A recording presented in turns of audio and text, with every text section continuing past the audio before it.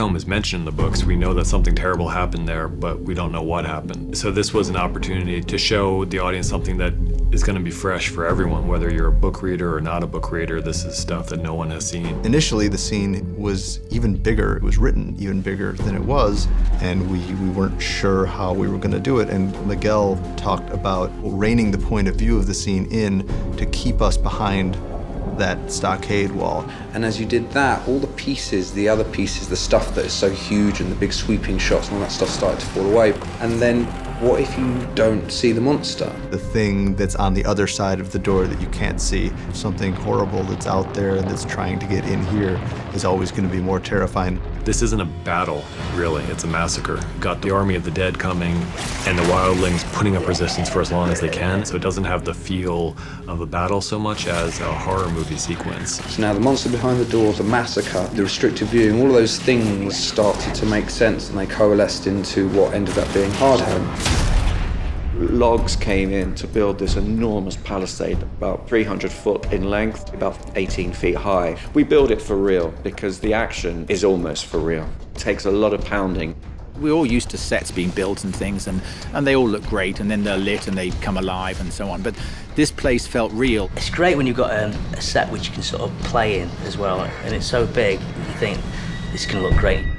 So the whites, we've got various stages, starting from what we call like super fresh, which are our guys who'd only been dead for a week or 2 weeks or so. And then we've got what we call mid-decomps. They've been dead supposedly for about 6 months to 2 years. And then we have green screen whites, and all the green screen is basically removed by visual effects to create a kind of a negative space that you can actually see through all the holes and all the ribs and what have you. We brought in 220 extras, and then we taught them how to do a sword fight and cherry-picked our favourites. We did a game which was quite fun, where we put them against opposite each other, and I said to them, when I yell action, I want you to take them down.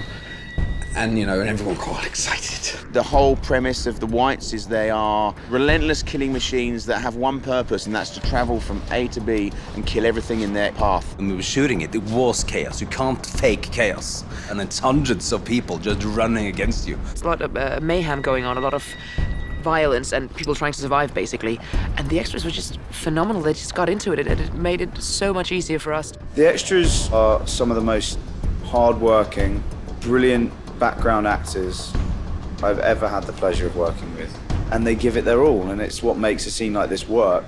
We have to bring in a crane so we can roll a boat over with 15 stunt guys on it into the lake, which is freezing. So rather them than me. Somebody said, I wonder how deep it is. I can't swim. Like I say, they're the marine guys there, but we're thinking they're gonna have to be good, because if we go over and we've got the sword and the cloaks, but they were on the ball.